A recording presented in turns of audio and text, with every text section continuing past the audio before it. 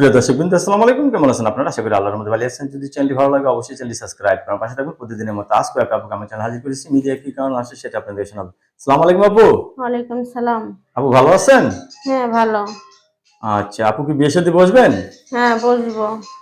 কি রকম ছেলে চাচ্ছেন বিয়ে বসার জন্য? ভালো একটা ছেলে পেলে বিয়ে বসবো। ভালো একটা ছেলে চাচ্ছেন। হুম। আগে কি আপনি বিয়ে হয়েছে? বিয়ে হয়েছিল, জামাই চলে গেছে। স্বামী চলে গেছে। হুম। কতদিন ধরে স্বামী ছাড়া আছেন? স্বামী চলে গেছে তারপরে 3 বছর ধরে।